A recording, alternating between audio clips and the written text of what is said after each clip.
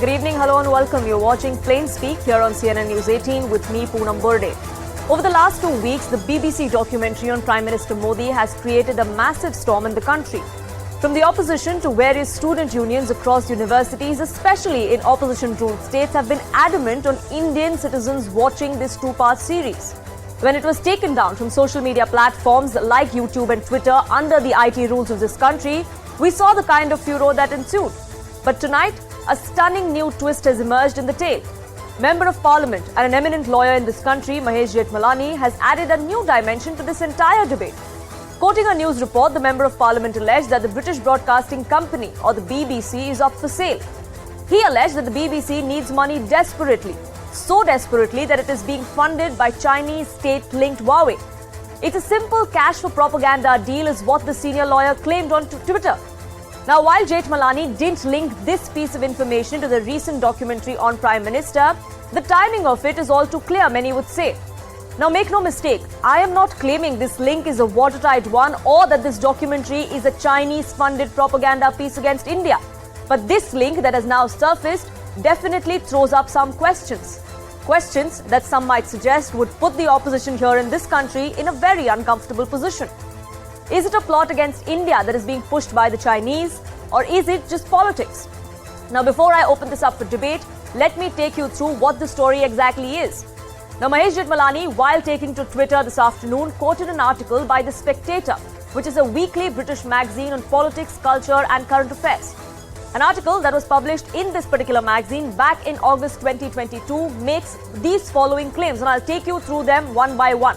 This magazine claimed that the BBC is taking Huawei money to fund their overseas journalism. They say that this page that you see these ads on, the adverts that are displayed on bbc.com, are paid and presented by Huawei, which is funded by the state in China.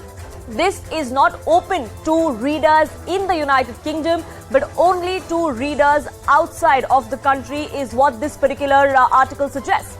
Another claim that has been made by this particular article or by this particular magazine is that the BBC Storyworks had produced these advertisements for Huawei and also for CGTN, which is a state broadcasting company like the BBC there in China. Now, another claim that this particular magazine article goes on to make is that Huawei's glossy advertisements were displayed on the BBC website, which is bbc.com. Like I said, not for readers in the United Kingdom, but for their overseas readers. They also went on to say that they did try and contact BBC about this particular partnership and wanted to get their word for it, but unfortunately, those answers weren't forthcoming. Now, that's the latest in a series of allegations against the BBC. But is it a one-off incident? Many would suggest it's not. As per research conducted by a professor at the University of London, this is what BBC's track record looks like. And let me take you through it year by year. In 1965, Indira Gandhi had, in fact, the BBC was banned due to partisan reporting when the 1965 war was taking place. In 1970, Indira Gandhi banned the BBC in India yet again. In 1984, it was accused of providing a platform to Khalistani terrorists. The same year, UK PM Thatcher intervened and sought the BBC's apology as well. Cut across many years later, 2008 is when the BBC called Pakistan-backed LET terrorists gunmen and not terrorists. In 2016, they referred to Burhan Wani as a charismatic leader. Burhan Wani, a terrorist who was accused of unleashing terror in Jammu and Kashmir, was called charismatic by the BBC. In 2020, they favored anti-India elements during protests against the farm laws as well. That's really the track record as far as state-funded BBC goes. Which is why the question we ask here on PlainSpeak tonight is, has the ecosystem in this country fallen for Chinese propaganda?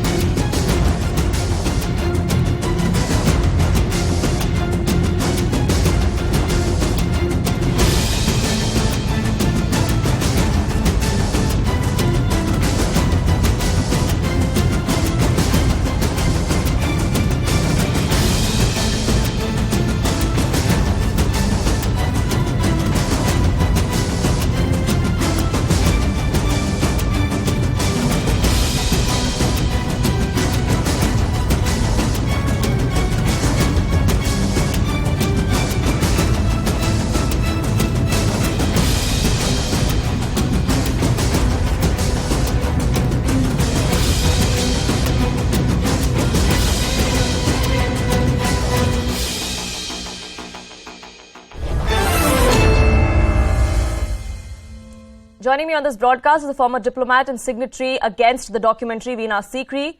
Adit Kothari, founder of Indic Society, also joining us on this broadcast. An international and independent China strategist, Dr. Andrew K. Long, also with me on this broadcast. But I'd like to get started with Veena Sikri. Now, Veena Sikri, we've seen the kind of noise that we have witnessed over the last couple of weeks over this particular documentary, not so much as the contents of the documentary, but the fact that the government took it down. We had several within the opposition come out and say that, the BBC was showing this government the mirror. The government was scared of the facts that were coming through in this particular documentary, which is why it had decided to censor it. But have they just fallen to propaganda, not just of the BBC, but perhaps of the Chinese as well, given the new revelations that have been made? Well, I think that there is a lot of credibility to the story that Honourable Member of Parliament, Mr. Jethmalani, had put out, because this has been a recurring story from about Chinese sponsoring a lot of media in the West. The similar story about Chinese support to New York Times and Washington Post has been doing the rounds for a long time now. And in the case of BBC, the very expensive advertisements put out by Huawei, which we know has links with the top Chinese agencies of all kinds, desirable and undesirable. And the kind of advertisement fee they was paying for BBC, it's far, far beyond just an ordinary advertisement payments. They are supporting BBC on this. And certainly China has been very active on all elements which put India in a poor light. I would say that India has been very annoyed and dismayed with BBC's activities in India, as you have yourself recounted, that has been banned in the past. And even on the question of the map, they have, in 2021, they have apologized, but there are reports coming up again that once again, in circulating this documentary, they are trying to show the wrong map of India, a completely distorted map of India as far as the Indian state of Jammu and Kashmir is concerned. Now, I am all in favor, some people are talking about showing the other cheek and why do you want to ban a documentary and so on. But I think in the case of repeat offenders like BBC, there is no question of showing the other cheek. Strong action is warranted, and I think the government has taken the correct action. And in fact, even more so, I think questions need to be asked about BBC, about the biased way in which they have presented and the documentary, on the biased way in which they have concealed facts, facts concerning the Supreme Court judgment, facts concerning the action taken on the Godhra burning, the way in which the matter went to court, and decisions were taken about the way in which the decisions were taken by the Supreme Court about how the Godhra burning took place, the conspiracy that was there behind it, and the people behind it were given due punishment as well. So I think that the Indian judiciary, in which all of us have full and complete trust, has gone into this case in detail. And for the BBC to play truant with such important facts as the Supreme Court judgment shows their malafide in India. And we have always seen before, even in the case of Kashmir, when it was 89, the terrorism unleashed by Pakistan against India, even in 1948, the BBC has always taken an anti-India position, and they need to be called out. We've even seen how members of the Congress party, Anil Antony, son of former Defence Minister A.K. Antony, have taken a strong position and have given up all their positions in the party in anger against the wrong reaction of the Congress party against it. So I would request that on this issue, all the parties in India need to come together and show BBC. Absolutely. And given the kind of revelations that have come to the fore and the claims that have been made by Mahesh Jethmalani, or in the article that he has put out as well, there are several questions that emerge, not just about this particular documentary against the Prime Minister, but in general, the kind of narrative that has been stitched by the BBC in the past as well, like I recounted. And Dr. Leong, now, like Veena Sikri was also pointing out, it's not just the BBC that China or Chinese companies have been said to have invested money in. There are several foreign outlets, and millions and billions of dollars are being invested by China to propagate their side of the story in foreign media outlets. That has been the allegation for several years, for several organizations outside of India as well. Is that something that we see China doing with the BBC against India, against several other countries as well? Sorry, is that question for me? Dr. Leong, yes. All right. Well, I think that just because China has placed advertisements in a journal or a newspaper, and that's the reason to say that that journal or newspaper would be in China's pocket. I think it's total nonsense because a lot of government organizations place adverts in all over the place. But as far as the BBC is concerned, I think that the Right Honourable Member of Parliament and other people do not seem to have done their homework because BBC is banned in China. Okay? I mean, check it. BBC has been banned in China because they're so anti-China. And then you read the stories on the BBC on China, you can see that there is a 360 degrees kind of push against China. And that's why the BBC has been banned. Now, I don't know whether the BBC is anti-India, but definitely they are anti-China. Sure. There rests my case. Sure, but Dr. Leong, like I said, the allegation is about China wanting to propagate or put forth a certain narrative that the world does not see, that China wants them to see across foreign media outlets. Is that something that we have seen with other countries as well? That's what I was trying to ask you as far as the bigger picture is concerned and Chinese investments in foreign media outlets is concerned, because as far as even India goes or the United States and the Huawei connection, the entire espionage scandal, the allegations were that the kind of narrative that Beijing wants to set, wants to shield itself from diplomatically, it does through by pumping money into foreign media outlets. Well, definitely, China is being bad-mouthed all over the place. By the United States, by Western countries, and to a very large extent by India as well. But you can look at China's statements and so on and so forth. Of course, China wants to defend itself, but I don't think China is in the business of bad-mouthing other countries just because of it wants to do so. And I said, as far as the linkage of BBC with China is total nonsense. As I said, BBC has been banned in China. And then, when I read the BBC, I used to have a high opinion of BBC's impartiality in the early days. But since the protests in Hong Kong and all these years, BBC has been totally anti-China. You read all the stories on BBC. So then you have a better understanding of what it's all about. Now, whether BBC is anti-India, it's not for me to say.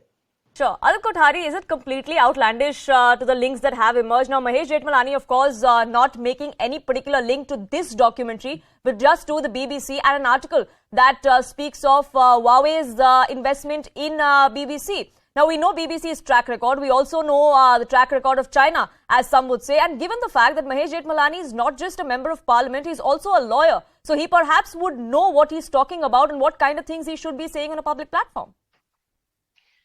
Poonam, I completely concur. I mean, to what my fellow peer from China has essentially said, it's factually correct that the BBC is essentially banned in China, but it's not banned in China because of being anti-China. It's banned in China because the Ofcom regulators in the UK suspended the license of the CGTN, which is a Chinese mouthpiece in the UK for peddling fake news. And on the pretext of that, the CCP essentially banned any broadcasting from BBC in China. So that's the background to it, to this entire story. Having said that, there are massive amount of reports online. If one was to look at intelligence reports, etc. freedomhouse.org for one of them. And there are claims that China is involved in meddling with media, not in 1, 2, 3 countries, but in 30 odd countries. And this expands across continents into Africa, into Asia Pac, into Americas, into Europe. So, under President Xi, this has been China's game to sort of try and, command some level of amplification within the media outlets so that they can at least prevent the anti-China sentiments being portrayed from those media houses. But now I think we're seeing this standard coming against India, where there's essentially where the media houses are being used to peddle anti-India narrative on a frequent basis, whether it be related to Pakistan, whether it be related to how India is essentially handling its minority communities, or how India's economic ambitions are looking globally. Sure. And coming back to the BBC, this particular documentary, if we bring back the fact that this perhaps could be malicious propaganda like the central government also speaks of. And Meena Sikri, the fact of the matter is, and some facts that we need to put out for our viewers also in perspective, is the fact that the man at the helm of this entire report that the BBC talks of is Jack Straw. Now, his links with the Chinese, his links with Pakistan and China is also something that is often spoken of, not just in the United Kingdom, but outside as well. He is someone who has, in the past, also made several comments in favor of China against India on multiple occasions. So that is also something that needs to be looked at, whether or not there was really this nexus that wanted to put a certain kind of anti-India narrative. Absolutely. I think the credibility of senior individuals like Jack Straw, former foreign minister of the UK, are very, very low, because he was the one who supported the report that Iraq had weapons of mass destruction, on the basis of which America invaded Iraq. And we know the disastrous and the horrible, horrible humanitarian consequences of that. And there were no weapons of mass destruction. And now it comes out that they knew there were no weapons of mass destruction, but the report was presented in a way that enabled the invasion. So I think that the credibility of people like Jack Straw is very low. And I'd like to say at the same time that there's a huge and growing demand in the UK itself for an investigation into how this documentary against Prime Minister Modi became made. There are members of parliament in the UK, more than one member of parliament, who have made this demand that let there be an investigation into how this documentary was made. And one person has even asked the BBC in the letter, an honourable member of parliament, Rami Ranger, that who are the people who worked on this documentary in BBC? Who are they? Are they people from Pakistan who have supported it? So I think this whole question of how such a malicious, malified, presenting facts in such a malified manner documentary has been made is a source of great anguish and angst within UK and certainly within India as well, because it harms the Hindu-Muslim relations in UK, it harms the communal harmony in India, it harms India-UK relations. It's a very disastrous situation. So how and why did it come to be made? Who sponsored it? We know that BBC does a lot of sponsored programs. They make documentaries based on support they get from certain quarters. Who were these quarters? Who gave the support? So I think the need for an investigation is very important. There have been campaigns, there have been signature campaigns against it, which have gone into the tens of thousands by now. And I think it is high time that we pursued this and had an investigation and got to the bottom of it. Who supported the making of this documentary? Absolutely. And what were the intentions as to why they wanted such a documentary to be put out? Because at the very least, there's complete disregard for the highest court of this country, the Supreme Court, which has given the clean sheet to the Prime Minister back when he was the Chief Minister in the 2002 Gujarat riots. Rajat Kothari, that is something that the opposition does not want to talk about. They keep talking about how this is censorship, that, this film was taken down, the government went all the way out to try and block it. But despite that, there are people in this country who've been wanting to watch it. But if there are facts that are twisted, if that documentary only shows one side of the story and not the other, then shouldn't the opposition in this country also be talking of that? Add to that, we now have allegations like these coming to the fore. Do you think that this entire ecosystem who was trying to paint the BBC and this particular documentary as something that was the epitome of truth today is left completely embarrassed? Absolutely, Poonam. I just wanted to take what Ambassador Sikri was essentially talking about, and I wanted to take that forward slightly and just bring to the attention of your viewers the fact that this documentary is not going to have a massive amount of impact in India with regards to the fractures or fissures within the communities. But what it has done is it's amplified the fissures and the fractures and the ruptures within the Hindu and the Muslim diaspora in Britain. So much so that, a 16-year-old girl, she went on to sort of voice her opinion against this particular rabid and, absolutely malified reportage of the BBC on her Instagram account. And she was essentially pulled up by her Muslim peers and colleagues in her school. So, this is essentially going to amplify that divide between the Hindu and Muslims, primarily because not a lot of the diaspora in Britain are aware of what essentially transpired in 2002, what level of, grilling that Narendra Modi had essentially been put through, 6 to 8 hours of SIT interviews, narco tests, everything was thrown at him, and yet he came out on top. So BBC's attempt to sort of diminish the highest court of India, which is the Supreme Court, in this attempt has, it's more demonstrable in the United Kingdom rather than India. So the impact of this will be felt in the diasporas in United Kingdom, in Australia, in United States, etc., where there is not a lot of information available about what kind of grilling or what kind of Q&As the Supreme Court of India had essentially gone through before, ensuring that Narendra Modi was essentially given that clean sheet. So, we as the Indian diaspora are extremely worried about that aspect of what's going to play out in the next couple of years. Absolutely. That is something we'll have to wait and watch out for. But before I wrap this up, I also want to get in Dr. Leong once again and, get back to the whole China angle that has now come to the fore. Now, as far as the allegations that have been made by a member of parliament here, Dr. Leong, you said that the BBC is banned in China, which is why those kind of claims that are being made are done without homework. But another panelist on this debate, Adit Kothari, also came out and listed the reasons why the BBC is banned in China. Also, the fact that this particular article that Mahesh Jethmalani here in India has quoted The Spectator, that goes on to say that this was meant for readers of the BBC overseas. It wasn't even available for those in the United Kingdom. So it was targeted for audiences in particular countries. Well, I lived in the UK for 10 years until I came back to Hong Kong in 2010. And I've had a lot of BBC, of course, which is a well-renowned news organization, priding itself on impartiality. But I'm afraid, from China's perspective, it's all anti-China. It's not just about that incident that the BBC was banned, even though that may be one of the reasons. But if you read all the BBC, just check the BBC website. Look at the things on China, not just on India. You see, BBC is really there. And that's why it's been banned largely, not just because of one single incident. But anyway, I think that I've been on this show many issues, and I get the feeling that India is so busy trying to make China its own enemy.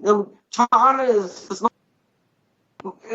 busy with so many other things, the confrontation with the United States and other issues, rather than just trying to make India its enemy. And least of all, acting out on the media, and it's total nonsense. So I think that the best way to deal with it is to ask the BBC for an explanation. Absolutely, the BBC will have to come out and explain on these particular allegations that have come to the fore. But Ambassador Sikri, as far as the opposition in this particular country is concerned, and we've seen the kind of commentary that has come to the fore from the opposition, should we also now have them come out and perhaps explain or perhaps say that maybe the kind of critique we had was premature? Maybe we did put the BBC on a pedestal when we shouldn't have. Absolutely. I think the opposition owes it to the country to explain why they are in any form or manner supporting this BBC documentary, when the BBC documentary is ignoring and completely wiping out the Supreme Court's judgment, which has gone into the matter of the Godhra riots, the train burning and the subsequent riots in Gujarat, through special investigating teams from the lowest court to the highest court and back again and then up again, spending years and years under a time when the UPA government was in power, when the central government was controlled by the Congress party. And the Supreme Court gave its judgment at that time.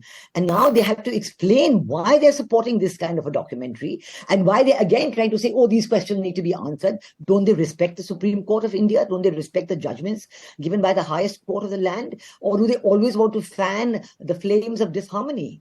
And one of their own members, Anil Anthony, has shown that he doesn't agree with the party's view on this. Because absolutely. So wasn't the opposition here just giving a handle to propaganda that was perpetuated by the BBC, perhaps something that is linked with China as well? Of course, that is a matter of investigation, and truth will come out in that particular matter as well. Whether this is propaganda or is it just mere politics, well, the jury is out on that. But I'd like to leave it at that note, and I thank all my panelists for joining us here on this broadcast.